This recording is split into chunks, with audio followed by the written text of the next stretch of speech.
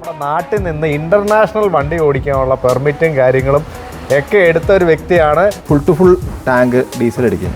അങ്ങനെ ഞാൻ സാറിന് ഓടിക്കും. Full to full tank diesel അടിച്ചപ്പോൾ എനിക്ക് കിട്ടിയ മൈലേജ് 15.3. സോഫ്റ്റായിട്ട് വണ്ടി ഓടിക്കാം.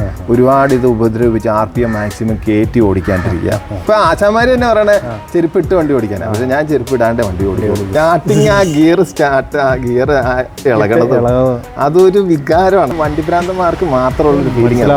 എതിര് സത്യം പറഞ്ഞ ഒരു കാര്യം പറയട്ടെ, ഇത്രയും ക്വാളിറ്റിയിൽ വണ്ടി ഉണ്ടാക്കാൻ പാടില്ല. ഒരു വിഷയമുണ്ട് കേട്ടോ ഇന്നോവയ്ക്ക്.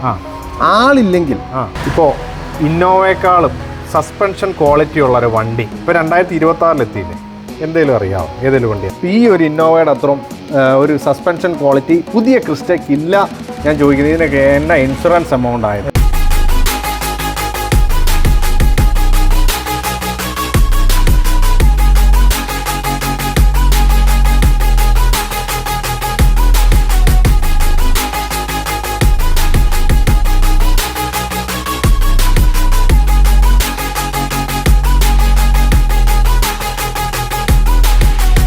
ഇന്ന് നിങ്ങൾ കൃഷ്ണച്ചാൻസ് ഓട്ടോ വ്ളോഗിലൂടെ കാണാൻ പോകുന്ന ഒരു വെറൈറ്റി സംഗതിയാണ്.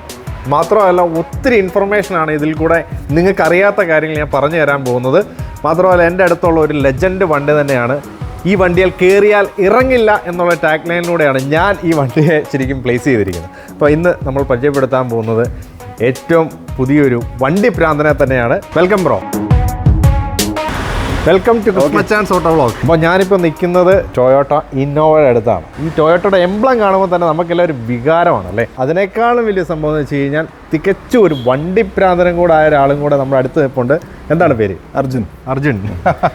ഓക്കെ, നമ്മൾ ഈ ഒരു വീഡിയോയ്ക്ക് വേണ്ടിയിട്ട് നമ്മൾ മണിക്കൂറുകളോളം ട്രാവൽ ചെയ്തിട്ടാണ് അദ്ദേഹത്തിൻ്റെ അടുത്ത് വന്നത്. ഈ വണ്ടി പ്രാന്തനെ കാണണമെന്നൊരു ആഗ്രഹം തോന്നി. അപ്പോൾ ടൊയോട്ട ഇന്നോവ സ്വന്തമാക്കിയിരിക്കുകയാണ്. ഏത് വർഷത്തെ വണ്ടിയാണ് ഇത്? 2013 മോഡലാണ്. പക്ഷേ രജിസ്ട്രേഷൻ നടന്നേക്കണ 2014 ആണ്. ഓക്കെ, ഇത് നമുക്കറിയാം ഇന്നോവ എന്ന് പറയുന്ന വണ്ടി ഒന്നും കാണാതെ ആൾക്കാർ പോയി എടുക്കത്തില്ല. അപ്പോൾ അദ്ദേഹത്തിൻ്റെ XX4 വീഡിയോ റിവ്യൂസും ഒക്കെ നിങ്ങൾ യൂട്യൂബിൽ കണ്ടിട്ടുണ്ടാവും. അപ്പോൾ അദ്ദേഹത്തിൻ്റെ വേറൊരു വണ്ടിയാണ് ഇത് വരുന്നത്. അപ്പോൾ ഞാൻ പറഞ്ഞു വരുന്നത് ഈ ഒരു ഇന്നോവ എടുക്കാനുള്ള കാര്യം എന്തായിരുന്നു? അതായത് ചെറുപ്പം മുതലേ വണ്ടിയോട് താല്പര്യം എനിക്കുണ്ട്. ഓക്കെ, അപ്പോൾ നല്ല വണ്ടികൾ നമ്മൾ ഓൾറെഡി സോർട്ട് ഔട്ട് ചെയ്ത് വെക്കുമല്ലോ. അപ്പോൾ അതിനകത്ത് ബെസ്റ്റ് വണ്ടി എന്ന് പറഞ്ഞ് എൻ്റെ ഒരു കാഴ്ചപ്പാടാട്ടോ ഞാൻ പറയണേ. ചിലപ്പോൾ വീഡിയോസിലൊക്കെ പല കമൻറ്റ് വരാം. എന്നുവെച്ചാൽ എനിക്ക് ഓൾറെഡി അനുഭവം ഉള്ളതുകൊണ്ട് 3-4 വീഡിയോ ആയല്ലോ എൻ്റെ. അപ്പോൾ അതുകൊണ്ടാണ് പറയണേ, എൻ്റെ കാഴ്ചപ്പാടാണ്. അപ്പോൾ എൻ്റെ കാഴ്ചപ്പാടിൽ വൺ ഓഫ് ദി ബെസ്റ്റ് വണ്ടി തന്നെയാണ് ഇന്നോവ. ഇതിൻ്റെ എക്കണോമി മുതൽ, ഇതിൻ്റെ സർവീസ് ക്വാളിറ്റി മുതൽ, പാർട്സിൻ്റെ അവൈലബിലിറ്റി മുതൽ A to Z ഒരു ഇന്നോവ മേടിച്ച ഒരാളാണെങ്കിൽ അവൻ 100% സാറ്റിസ്ഫൈഡ് ആയിരിക്കും. അതിന് ഗ്യാരണ്ടിയാണ്. പിന്നെ പ്രൊവൈഡഡ് നമ്മൾ ഇത് ഞാൻ സത്യം പറഞ്ഞ സെക്കൻഡ് ഹാൻഡ് വണ്ടി മേടിച്ചതാണ്. ഇത് നമ്മുടെ ഒരു കൂട്ടുകാരൻ്റെ അടുത്ത് നിന്ന് മേടിച്ചതാണ്. അപ്പോൾ സെക്കൻഡ് ഹാൻഡ് വണ്ടി ഇപ്പോൾ ഈ കൂടുതൽ ഇപ്പോൾ ഇന്നോവ വരുന്നതൊക്കെ നമ്മുടെ ഡൽഹി വണ്ടിയൊക്കെയാണല്ലോ. അതിൻ്റെ ക്വാളിറ്റി ചിലപ്പോൾ അത്രയും ഉണ്ടാവണമെന്നില്ല. കേരള വണ്ടിക്ക് ഒരു 90% ക്വാളിറ്റി ഉള്ളതായിരിക്കും. അതും സർവീസ് ഹിസ്റ്ററി ഉള്ളതാണെങ്കിൽ ഒന്നും പേടിക്കണ്ട, വണ്ടി എടുക്കാം, ഒരു കുഴപ്പമില്ല. അത്രയും ക്വാളിറ്റി ഉള്ള വണ്ടിയാ, ഗ്യാരണ്ടി. ഓക്കെ, അതേ ഒരു വണ്ടിപ്രാന്തനാന്ന് പറയെങ്കിൽ പോലും ചുമ്മാ ഒരു വണ്ടിപ്രാന്തനല്ല. 11ഓളം ലൈസൻസ്. മാത്രമല്ല സാധാരണ ആൾക്കാർ വെള്ള ഷർട്ട് ഇട്ടിട്ട് പോക്കറ്റിൽ 500 രൂപ നോട്ടാണ് വെക്കുന്നെങ്കിൽ അദ്ദേഹത്തിൻ്റെ പോക്കറ്റിൽ വെച്ചിരിക്കുന്നത് ഇൻ്റർനാഷണൽ ലൈസൻസ് ആണ് വെച്ചിരിക്കുന്നത്. അത് അതിനുള്ള പെർമിറ്റാണ് കയ്യിലിരിക്കുന്നത്. അപ്പോൾ അത്രയും ഇവിടെ നിന്ന് നമ്മുടെ നാട്ടിൽ നിന്ന് ഇൻ്റർനാഷണൽ വണ്ടി ഓടിക്കാനുള്ള പെർമിറ്റും കാര്യങ്ങളും ഒക്കെ എടുത്ത ഒരു വ്യക്തിയാണ്. 11 ലൈസൻസ് വേറെ ഉണ്ട്. കാരണം ഈ ഭൂഗോളത്തിലുള്ള ഏത് വണ്ടി ഓടിക്കാം. ഇന്റർനാഷണൽ ഉള്ളതുകൊണ്ട് എനിക്ക് പുറത്തുള്ള 2 വീലർ 4 വീലർ 3 വീലർ അതുമാതിരി ഹെവി ഗുഡ്സ് ട്രെയിലർ വരെ എനിക്ക് അവിടത്തെ ഓടിക്കാം. ഓക്കെ, അപ്പം അതിൻ്റെ വീഡിയോ കാണണമെന്നുണ്ടെങ്കിൽ ഒന്നില്ലെങ്കിൽ നിങ്ങൾക്ക് ഐക്കാർഡ് ക്ലിക്ക് ചെയ്ത് കാണാം. അല്ല താഴെ ഡിസ്ക്രിപ്ഷൻ ബോക്സിൽ ഞാൻ എൻ്റെ വീഡിയോ കൊടുത്തിട്ടുണ്ട്. അതിൻ്റെ കംപ്ലീറ്റ് ഡീറ്റെയിൽ നിങ്ങൾക്ക് അങ്ങനെ ഒരു ലൈസൻസ് എടുക്കാൻ ആഗ്രഹമുണ്ടോ, അല്ലെങ്കിൽ ഇപ്പോൾ നിരത്തിലുള്ള വണ്ടികളുടെയൊക്കെ ലൈസൻസ് എടുക്കാൻ താല്പര്യമുണ്ടെങ്കിൽ അത് ക്ലിക്ക് ചെയ്ത് വാച്ച് ചെയ്തു. അതിന് ഫുൾ ഡീറ്റെയിൽ ഞാൻ കൊടുത്തിട്ടുണ്ട്. അപ്പോൾ നമ്മുടെ ഇന്നോവയിലേക്ക് തിരിച്ചു വന്നാൽ, അപ്പോൾ ഈ ഒരു വണ്ടി എന്ന് പറയുമ്പോൾ നമുക്കറിയാം വണ്ടിയുടെ പവർ എന്ന് പറയുന്നത് 100 bhp 200 Nm ടോർക്കേ ഉള്ളൂ. അപ്പോൾ ഈ ഒരു വണ്ടി ഏതാ? 2.5 VG ഏതാണെന്ന് അറിയാം? 2.5 V ആണത്. 2.5 V. അപ്പം പവറിനെ നോക്കുകയാണെന്നുണ്ടെങ്കിൽ ഇപ്പം സ്ഥിരം അറിയാം, എനിക്ക് തോന്നുന്നു സ്ഥിരം ഡ്രൈവിംഗ് സീറ്റിലാണോ ഇരിക്കുക? ഞാൻ സത്യം പറഞ്ഞാൽ മറ്റേ സീറ്റിൽ ഇരുന്നിട്ടില്ല. ഇല്ല. ഞാൻ ഫുൾ ആൻഡ് ഫുൾ ഡ്രൈവിംഗ് സീറ്റിലെ ഞാനും ഈ വണ്ടിക്കകത്തുണ്ടെങ്കിൽ ഡ്രൈവിംഗ് സീറ്റിൽ ഇരിക്കുള്ളൂ. വേറെ ആരെ കൊണ്ട് ഓടിച്ചാൽ എനിക്ക് അതിനകത്ത് ഇരിക്കാൻ ഒരു സുഖം ഉണ്ടാവില്ല. ഇല്ല. അത് ഈ വണ്ടി മാത്രമല്ല കേട്ടോ, ഏത് വണ്ടി ഞാൻ യാത്ര ചെയ്യുവാണെങ്കിലും എൻ്റെ സ്വന്തം വണ്ടിയാണെങ്കിൽ ഞാൻ ഉറപ്പായിട്ടും അതിൻ്റെ ഡ്രൈവിംഗ് സീറ്റിൽ ഇരിക്കുള്ളൂ. അപ്പം അതുകൊണ്ട് ഈ യാത്രക്കാരുടെ സുഖം സത്യം പറഞ്ഞാൽ ഞാൻ കാര്യമായിട്ട് ഒരു വണ്ടിയിൽ അനുഭവിച്ചിട്ടില്ല. ഇതിപ്പം മാത്രമല്ല 950 കിലോമീറ്റർ ഒറ്റ സ്ട്രെച്ചിൽ ഈ വണ്ടിയിൽ ഓടിച്ചിട്ടുണ്ടെന്ന് നിങ്ങൾ വിശ്വസിക്കും. അപ്പോൾ അതിനെക്കുറിച്ചുള്ള ഒരു സംഗതി ഒന്ന് പറഞ്ഞുതരാം. അതായത് ഈ 950 കിലോമീറ്റർ ഇന്നോവയിൽ മാത്രമല്ല, ഞാൻ മറ്റേ വണ്ടിയിലും 5-6 ട്രിപ്പ് അടിച്ചിട്ടുണ്ട്. SX4 അടിച്ചിട്ടുണ്ട് 5-6 ട്രിപ്പ്. തള്ളാന്ന് പറയും. അത് ഇത് ചുമ്മാ റീച്ച് കിട്ടാൻ വേണ്ടിയാന്ന് പറയും, ഇല്ലെങ്കിൽ ചിലവർ ഒരു വണ്ടി വിൽക്കാൻ വേണ്ടിയാന്ന് പറയും, അങ്ങനെയൊക്കെ പറയും. അതൊക്കെ ഇതിന്റെ അടിയിൽ കമന്റ് വരുന്നുള്ള ഉറപ്പാണ്. പക്ഷെ അത് സത്യം തന്നെയാണ്. അപ്പോൾ ഇത് എങ്ങനെയാന്ന് വെച്ചാൽ തഞ്ചാവൂർ നമ്മുടെ റിലേഷനൊക്കെ ഉണ്ട്. അപ്പോൾ ഇടയ്ക്ക് പോകാറുണ്ട്. പിന്നെ ഈ ഷോപ്പ് ആയതുകൊണ്ട് നമുക്ക് അങ്ങനെ ഒരുപാട് ലീവ് എടുക്കാൻ പറ്റില്ല. സിംഗിൾ ഡേ ജേർണി ആയിരിക്കും ഏതായാലും. ഞങ്ങളുടെ എല്ലാ ജേർണിയും സിംഗിൾ ഡേ ആയിരിക്കും. അപ്പോൾ ഈ ഒരു ദിവസം രാവിലെ സ്റ്റാർട്ട് ചെയ്തു. രാവിലെ അതായത് ഒരു 4 മണി റേഞ്ചിൽ സ്റ്റാർട്ട് ചെയ്യുന്നു. വൺ സൈഡ് ഓൾമോസ്റ്റ് ഒരു 450 കിലോമീറ്റർ വരും. 450 കിലോമീറ്റർ വൺ സൈഡ്. 450 ഒരു ഉച്ച ഒരു 12 മണി 1 മണി ആകുമ്പോഴത്തേക്ക് സ്ഥലത്തെത്തുന്നു. പിന്നെ ഒരു 3 മണി 4 മണിയാകുമ്പോൾ റിട്ടേൺ സ്റ്റാർട്ട് ചെയ്യുന്നു. രാത്രി ഒരു 12 മണിയാകുമ്പോൾ എത്തുന്നു. അങ്ങനെയാണ് ഇത് 950 കിലോമീറ്റർ ഓടിച്ചത്. ഈ 950 ഒരു കാര്യം കൂടി പറയണം. അന്ന് ഞാൻ ഓടിച്ച full to full tank diesel അടിക്കും. അങ്ങനെ ഞാൻ സാറിന് ഓടിക്കാം. Full to full tank diesel അടിച്ചപ്പോൾ എനിക്ക് കിട്ടിയ മൈലേജ് 15.3 ഇന്നോവയ്ക്കാണ്. ഈ വണ്ടി 2,17,000 കിലോമീറ്റർ ഓടിച്ച വണ്ടിയാണ്. 2,17,000 കിലോമീറ്റർ ഓടിയ വണ്ടിയാണ്. അതുകൂടി നമ്മൾ ആലോചിക്കണം. പിന്നെ എല്ലാവരും പറയും വലിയ വണ്ടിയാണ്, മൈലേജ് കുറവാണ്. അതിനകത്ത് വേറെ ആരുണ്ട്, ഞങ്ങൾ 4 പേരുണ്ടായിരുന്നു അന്ന്. 4 പേര് ഫുൾ AC സുഖമായിട്ട് പോയിട്ട് വന്നു. ഒരു ക്ഷീണവും ഇല്ല. അതായത് 100% സാറ്റിസ്ഫൈഡ് ഞാൻ ഈ വണ്ടിയിൽ. ഇന്നോവയ്ക്ക് നിങ്ങൾക്ക് മാക്സിമം ഒരു 11.5 വരെ കിട്ടുന്നുണ്ടോ? 15 കിലോമീറ്റർ മൈലേജും മാത്രമല്ല, അത് ഓടിയിരിക്കുന്നത് 2.5 ലക്ഷം കിലോമീറ്റർ ഓടിയ എൻജിൻ വെച്ചിട്ടാണെന്ന് ഓർക്കണം. 10 ലക്ഷം ഓടിയവരുടെ വരെ എനിക്കറിയാം. പക്ഷെ എന്നാൽ പോലും ഇത്ര മൈലേജ് കിട്ടുന്നവരെ നിങ്ങൾക്ക് അറിയാം അല്ലേ? ഇല്ല, അത് മൈലേജിന്റെ ഒരു കാര്യം പറയാം. എല്ലാ എഞ്ചിനും സെയിം ആണ്. എങ്ങനെ നമ്മൾ ഓടിക്കുന്നു അനുസരിച്ച് ആ മൈലേജ് ഡിപ്പെൻഡ് ചെയ്തിരിക്കണം. മനസ്സിലായി? അതായത് 2-3 കാര്യം ഞാൻ ബേസിക്സ് ഞാൻ പറഞ്ഞുതരാം. അതിപ്പോൾ ചില ആളുകൾക്ക് അറിയാവുന്നതായിരിക്കും കേട്ടോ. അത് എൻ്റെ കാഴ്ചപ്പാടിൽ എനിക്ക് കിട്ടിയ സംഭവങ്ങളാണ്. ഒന്ന്, നമ്മൾ RPM നോക്കി ഓടിക്കുക. 1000 to 2000 RPM വേണം ഓടിക്കാൻ വേണ്ടി. മനസ്സിലായി? ഇന്നോവയുടെ കാര്യം കേട്ടോ പറയണം. 2000 RPM എന്ന് പറയുമ്പോൾ ഇതിൻ്റെ 2000 RPM ഏകദേശം 80 പോകും വേണ്ടി. പക്ഷേ ഹൈവേയിൽ കയറി കഴിഞ്ഞാൽ 80 എന്ന് പറഞ്ഞു കഴിഞ്ഞാൽ ഒരു കിലോമീറ്റർ അല്ല. ഇപ്പോൾ സത്യം പറഞ്ഞാൽ 100-120 എല്ലാ വണ്ടിയും പോകുന്നത്. അപ്പോൾ ഒരു 2.5 വരെ ഓടിക്കാം, കുഴപ്പമില്ല. 2.5 RPM വരെ. 2500 RPM എന്ന് പറയുമ്പോൾ ഏകദേശം ഈ വണ്ടിയുടെ ഒരു 100 കിലോമീറ്റർ അതിൽ നിർത്തണം.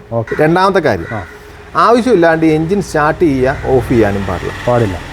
മൂന്നാമത്തെ കാര്യം, നമ്മുടെ ഇതിപ്പോൾ ക്ലൈമറ്റ് കൺട്രോൾ AC ഉള്ളൊരു വണ്ടിയാണ്. ക്ലൈമറ്റ് കൺട്രോൾ AC ഉള്ള വണ്ടിയിലൊരു ഗുണമുണ്ട്, നമുക്ക് ടെമ്പറേച്ചർ സെറ്റ് ചെയ്യാം. AC-യുടെ ടെമ്പറേച്ചർ സെറ്റ് ചെയ്യാം. അപ്പം നമ്മളൊരു AC-യുടെ ടെമ്പറേച്ചർ 27 അല്ലെങ്കിൽ 28, മനസ്സിലായോ? ആ റേഞ്ചിൽ നിർത്തുവാണെങ്കിൽ ഇതിൻ്റെ എഞ്ചിന് ലോഡ് കുറയും. അതായത് നമ്മൾ AC നോർമൽ ഒരു വീട്ടിൽ നമ്മൾ AC ഇടുവാണ്. ഇപ്പോൾ നമ്മൾ 22 വേണമെങ്കിൽ ഇടാം, 23 ഇടാം. അതേ AC ആണ് 27 28 ഇടാം. ഇത് തമ്മിൽ വ്യത്യാസം എന്നാന്ന് വെച്ചാൽ 23 ഇടുമ്പോൾ അതിന് കട്ട് ഓഫ് ആവില്ല AC, ത്രൂ ഔട്ട് വർക്കിംഗ് ആയിരിക്കും. പക്ഷെ അത് നമ്മൾ 28 ഇട്ടുന്നിരിക്കട്ടെ രാത്രി, അതിൻ്റെ ഇടയ്ക്ക് അത് കട്ടാവും. അതേ സിസ്റ്റം തന്നെ ഇതിൻ്റെ.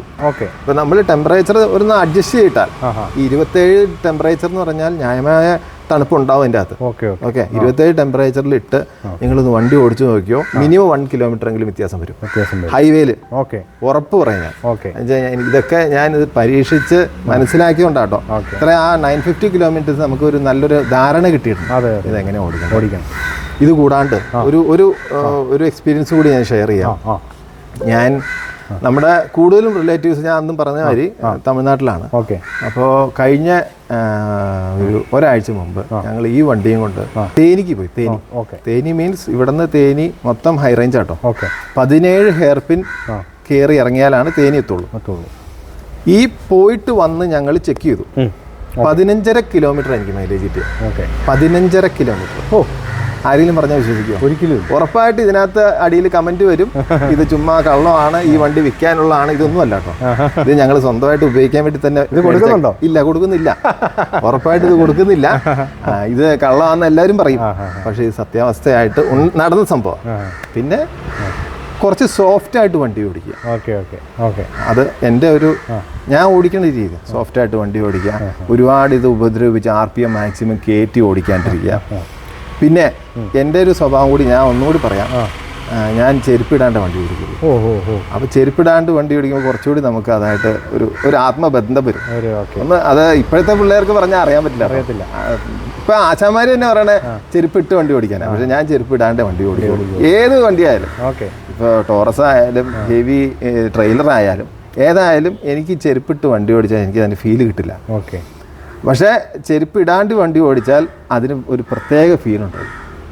അതും ഒരു കാരണങ്ങളിൽ ഒന്നാണ് മൈലേജ് കിട്ടാൻ. അടിപൊളി.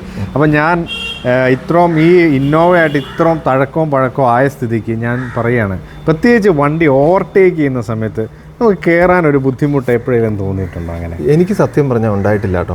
ഇല്ല. അതായത് നമ്മൾ RPM നിർത്തുവാണെങ്കിൽ സുഖമായിട്ട് കയറിപ്പോവും.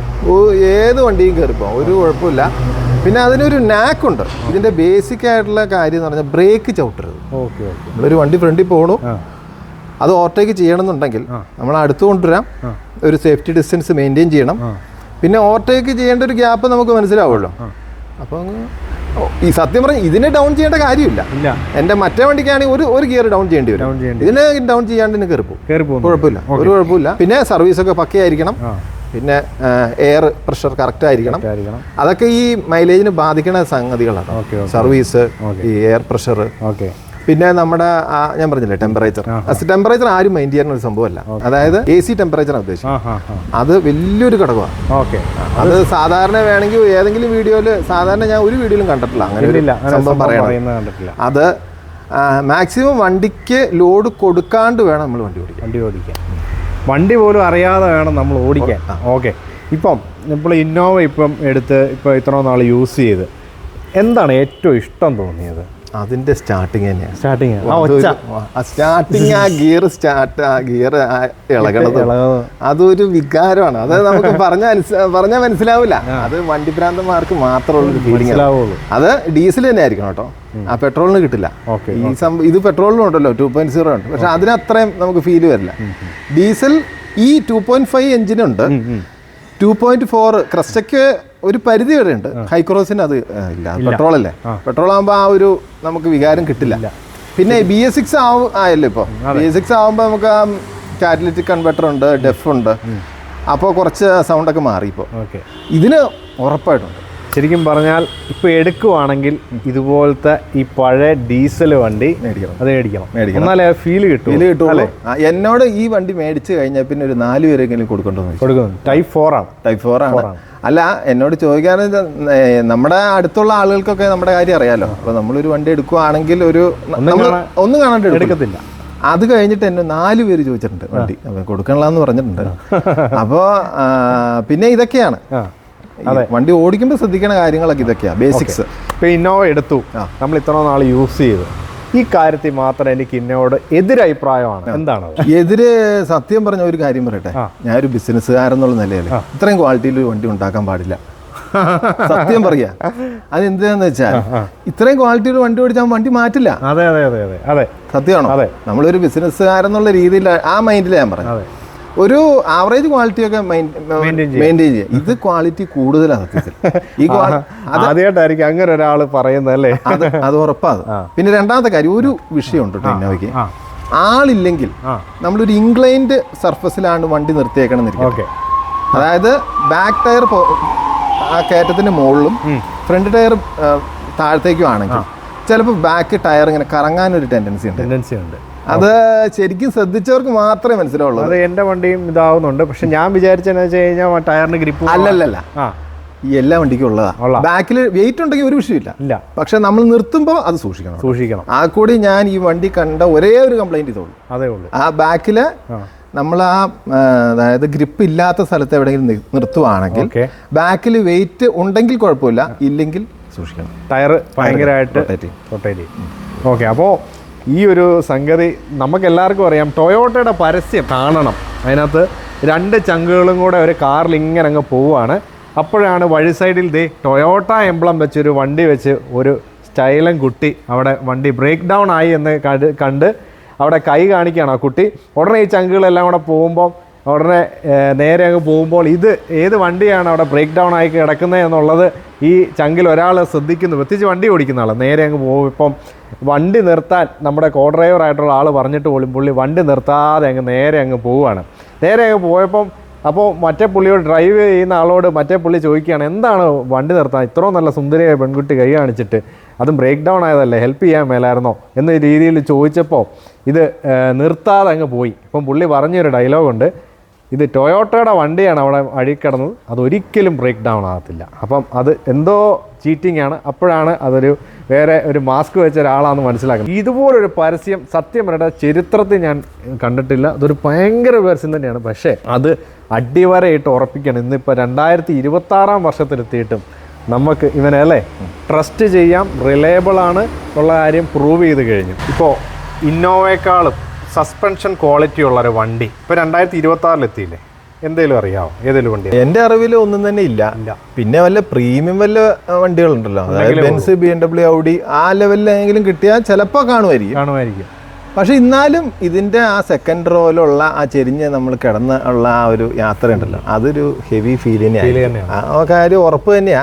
സത്യം പറഞ്ഞാൽ അങ്ങനെ ഞാൻ യാത്ര ചെയ്തിട്ടില്ല, പക്ഷെ യാത്ര ചെയ്തവരെന്നോട് പറഞ്ഞാണ് ഞാൻ വണ്ടി ഓടിക്കണ സമയത്ത്. ഓക്കെ, അതുപോലെ തന്നെ ഒരു സംഭവമാണ് ഇതിൻ്റെ ഒരു തേർഡ് റോ കുറച്ചുകൂടെ മറ്റു വണ്ടിയേക്കാളും കുറച്ചുകൂടി ഒരു കംഫർട്ടബിൾ ആണ്. നമുക്ക് അഡ്ജസ്റ്റ് ചെയ്യാമല്ലോ, ബാക്കിൽ അഡ്ജസ്റ്റ് ചെയ്യാം. അപ്പം ഇച്ചിരി ചെരിഞ്ഞായാലും നമുക്ക് സുഖമായിട്ട് ഇരിക്കാം. ഓക്കെ, ഇതുപോലെ തന്നെ ഒരു സംഭവമാണ് നമുക്ക് ഈ ഇന്നോവയെ വെല്ലുന്ന ഒരു വണ്ടി ഇതുപോലെ എന്ന് വെച്ചാൽ മൊത്തത്തിൽ ഇന്നോവേനെ വെല്ലുന്ന ഒരു വണ്ടി ഇറങ്ങിയിട്ടില്ലെന്ന് തന്നെ പറയാം. ചേട്ടൻ്റെ അറിവിൽ എന്തായാലും ഇല്ല. ബ്രോയുടെ കാൽക്കുലേഷൻ കറക്റ്റ് തന്നെയാണ്. പിന്നെ ക്രെസ്റ്റ ഉണ്ട്. ക്രെസ്റ്റ വലിയ നല്ല വണ്ടി തന്നെയാണ്. ഇച്ചിരി പവർ കൂടുതലുണ്ടെന്നുള്ളൂ ക്രിസ്റ്റയ്ക്ക്. പക്ഷേ ആ ഒരു സസ്പെൻഷൻ ക്വാളിറ്റി ഈ ഒരു ഇന്നോവയുടെ അത്രയും ഒരു സസ്പെൻഷൻ ക്വാളിറ്റി പുതിയ ക്രിസ്റ്റയ്ക്ക് ഇല്ല എന്നുള്ളൊരു സംഭവം. മാത്രമല്ല ക്രിസ്റ്റ 2026 നിർത്തുക. അത് വലിയൊരു പ്രശ്നം, അടിയായിരിക്കും, വലിയ അടി. ഡീസൽ ഫാൻസ്, ഇപ്പം ഞാനൊരു തികഞ്ഞ ഡീസൽ ഫാനാണ്. അപ്പോൾ ഡീസൽ ഫാനിന് ഭയങ്കര ബുദ്ധിമുട്ടുള്ളൊരു കേസാണ് സംഭവമായിരിക്കും. സത്യം പറഞ്ഞാൽ ഇനി BS7 റേഞ്ചിലേക്കൊക്കെ പോയി കഴിഞ്ഞാൽ ഡീസൽ വണ്ടി കാണുമെന്ന് സംശയമുണ്ട്. മാത്രമല്ല ഞാനൊരു കാര്യം, ഹൈക്രോസിനെ കുറിച്ച് എന്താ അഭിപ്രായം? ഹൈക്രോസ് ഒന്നും ഫീല് കിട്ടില്ല. വണ്ടിയൊക്കെ നല്ലതായിരിക്കും കേട്ടോ, ടൊയോട്ട ആയതുകൊണ്ട് ക്വാളിറ്റി ഉണ്ടാവും, സർവീസ് കോസ്റ്റ് കുറവായിരിക്കും, നല്ല റീസെയിൽ വാല്യൂ ഉണ്ടാവും, അതെല്ലാം കറക്റ്റാണ്. പക്ഷെ വണ്ടി ഓടിക്കണ ഫീല് കിട്ടണമെങ്കിൽ ഇതോ ഇല്ലെങ്കിൽ ക്രെസ്റ്റ ഓടിക്കണം, ഉറപ്പ് പറയാൻ. അപ്പം നമ്മുടെ വ്യൂവേഴ്സിൽ ആർക്കെങ്കിലും ഇതുപോലെ തന്നെ നമ്മുടെ ഈ ഒരു 2014, 13 അല്ലെങ്കിൽ ഈ ടൈപ്പ് 4 വണ്ടി എടുക്കണം, കൺവേർട്ട് ചെയ്യാത്ത അല്ലാത്ത നോർമൽ ടൈപ്പ് 4 എടുക്കുമ്പോൾ അവരോട് നമുക്ക് പറയാനുള്ള 1-2-3 കുറച്ച് കാര്യങ്ങൾ ഞാൻ പറയാം. ഒന്ന് സർവീസ് ഹിസ്റ്ററി, പിന്നെ സിംഗിൾ ഓണർ ആണെങ്കിൽ നല്ലത്. സിംഗിളോ ആയാലും ചാൻസ് ഇല്ല, ഇനി കിട്ടില്ല. സിംഗിളോ സെക്കൻഡോ തേർഡ് വരെ മാക്സിമം പിടിക്കാം, അത് നോക്കണം. പിന്നെ പേസ്റ്റിങ് നോക്കണം. പിന്നെ ഏറ്റവും ബെസ്റ്റ് ഒരു മെക്കാനിക്കിനെ കൊണ്ടുപോയി കാണിക്കാം. ഇപ്പോൾ ഒരുപാട് അതിനുള്ള സംവിധാനമൊക്കെ ഉണ്ട്. ഒന്ന് മെക്കാനിക്കിനും കൊണ്ട് കാണിക്കാം. അല്ലെങ്കിൽ നമുക്ക് ഇന്നോവ ഷോറൂമിൽ തന്നെ ഇപ്പോൾ ഫുൾ ചെക്കപ്പിന് ഒരു സെറ്റപ്പ് ഉണ്ട്. ഇപ്പോൾ 3000 കൊടുത്തു കഴിഞ്ഞാൽ നമുക്ക് ഫുൾ ചെക്ക് ചെയ്ത് തരും, വണ്ടി കണ്ടീഷൻ ആണോ എല്ലാം നോക്കി ചെയ്ത്. ഓക്കെ, ഇത് മാത്രമല്ല ഇതിപ്പോൾ 7 സീറ്റ് വണ്ടിയാണ്. അതെ, ഇത് 2013 വണ്ടിയാണ് വരിക. അപ്പോൾ അങ്ങനെ ഒരു ഇരിക്കെ ഞാൻ ചോദിക്കുന്നത് ഇതിനൊക്കെ എന്നാ ഇൻഷുറൻസ് എമൗണ്ട് ആയത്? ഏകദേശം ഒരു 13,000 രൂപ ഇൻഷുറൻസ് ഫുൾ കവർ ആവും. പിന്നെ ഇൻഷുറൻസ് എമൗണ്ട് നമുക്ക് കൂടുതൽ എടുക്കാം കേട്ടോ. IDV വാല്യൂ കൂടുതൽ കാണിച്ചാൽ നമുക്ക് കൂടുതൽ കിട്ടും. ഓക്കെ, പിന്നെ ഇതിന് നോ ക്ലെയിം ബോണസ് ഒക്കെ ഉള്ളതാണ്. അപ്പോൾ നോ ക്ലെയിം ബോണസ് വരുമ്പോൾ കുറച്ച് കുറയും. ക്ലെയിം കൂടുന്തോറും അതിൻ്റെ ഇൻഷുറൻസ് വാല്യൂ കൂടും. നമ്മൾ ക്ലെയിം ചെയ്യാണ്ടിരുന്നാൽ ഇത് ക്ലെയിം വന്നിട്ടില്ലേ വണ്ടിക്ക്, പക്ഷേ നോ ക്ലെയിം ബോണസ് ഉണ്ടെങ്കിൽ നമുക്കത് എക്സ്ട്രാ ബെനിഫിറ്റാണ്. അപ്പോൾ ഈ 13 ചിലപ്പോൾ 12 ആവും. മനസ്സിലായി. അപ്പോൾ അത് ആ ഒരു കാര്യം കൂടിയുണ്ട്. ചിലപ്പോൾ ക്ലെയിം ഉള്ള വണ്ടിക്ക് ചിലപ്പോൾ 15 വരാം. ഓക്കെ. ഇതിപ്പോൾ അന്നിപ്പം ഈ പറഞ്ഞ പോലെ തഞ്ചാവൂരൊക്കെ പോയ സമയത്ത് കുറേ ലഗേജുകളൊക്കെ വന്നിട്ടുണ്ട്. എൻ്റെ ബൂട്ട് സ്പേസ് എന്ന് പറഞ്ഞു കഴിഞ്ഞാൽ നമുക്കറിയാം ഇപ്പം ഇത്രയും ബാക്ക് വരെ സീറ്റ് ഉണ്ട്, വെക്കാൻ ബുദ്ധിമുട്ട് തോന്നിയിട്ടുണ്ടായിരുന്നു. പക്ഷേ 4 പേരുണ്ടായിരുന്നു. ബാക്കിൽ സീറ്റ് മടക്കാലോ. ഓക്കെ. സീറ്റ് മടക്കി കഴിഞ്ഞാൽ ഇഷ്ടം വരെ സ്ഥലമല്ലേ, ഒരുപാട് ലഗേജ് വയ്ക്കാം, ഒരു കുഴപ്പമില്ല. പിന്നെ ഞങ്ങളുടെ കടയുടെ ആവശ്യത്തിന് വേണ്ടി കുറച്ച് സാധനങ്ങളൊക്കെ കൊണ്ടുവരാറുണ്ട്. അപ്പോൾ അതിനും ഞങ്ങൾ സീറ്റ് മടക്കും വരും.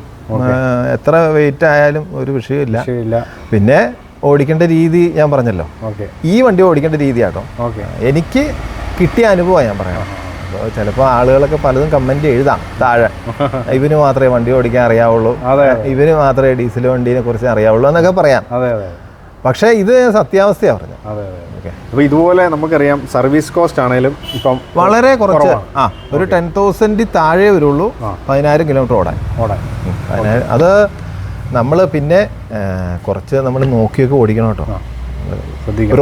റോഡ് അറിഞ്ഞ് വേണം വണ്ടി ഓടിക്കാൻ. വണ്ടി ഇപ്പോൾ ഭയങ്കര കുണ്ടും കുഴിയുള്ള വണ്ടിക്ക് അത് ഇന്നോവയാന്ന് വിചാരിച്ചാൽ അവൻ ചവിട്ടാണ്ടൊക്കെ പോയി കഴിഞ്ഞാൽ സസ്പെൻഷൻ കംപ്ലൈൻറ്റ് വരാം. അങ്ങനെ ചെയ്യില്ല. പിന്നെ ഞാൻ പറഞ്ഞില്ലേ, ഞാൻ ചെരുപ്പ് പോലും ഇടാണ്ടാണ് വണ്ടി. അപ്പൊ അത്രയും നമ്മൾ സ്നേഹമുണ്ട് വണ്ടി ഓടിക്കണേല്ലേ. ആ ഒരു അത് തിരിച്ച് നമുക്കും കിട്ടും. അതെ, ഉറപ്പായിട്ടും. അപ്പോൾ അദ്ദേഹം യൂസ് ചെയ്യുന്ന SX4 വണ്ടിയും അതുപോലെ തന്നെ ഇന്നോവയാണ് അദ്ദേഹത്തിൻ്റെ ബിസിനസ് പർപ്പസിന് വേണ്ടി യൂസ് ചെയ്യുന്നത്. മാത്രമല്ല നമുക്ക് സാമീസ് വാച്ച് എന്ന് പറഞ്ഞു കഴിഞ്ഞാൽ അല്ലെ കോതമംഗലത്ത് അറിയാത്ത ആരും തന്നെ ഉണ്ടാവില്ല. മാത്രമല്ല അദ്ദേഹം BCom ഒരു റാങ്ക് യൂണിവേഴ്സിറ്റി റാങ്ക് ഹോൾഡറും കൂടെയാണ് അല്ലേ. മാത്രമല്ല ഇവർക്ക് നമ്മുടെ കോട്ടയത്തൊക്കെ ആണെങ്കിലും സാമീസ് എന്ന് പറഞ്ഞ റിലേറ്റീവ്സിൻ്റെ തന്നെ ഇതുപോലെ തന്നെ വാച്ച് ബിസിനസ് ഒക്കെ തന്നെ ഉള്ള അത്യാവശ്യം ഇവിടുത്തെ ഒരു എസ്റ്റാബ്ലിഷ്ഡ് ആയ ഒരു ആളും കൂടെയാണ്. അപ്പം താങ്ക് യു സോ മച്ച്, ഇങ്ങനൊരു വണ്ടി ഭ്രാന്തനെ പരിചയപ്പെടാൻ പറ്റി. അർജുൻ ബ്രോയോട് നന്ദി പറയുകയാണ്. അപ്പോൾ see you in the next video. Bye from Krishnaja.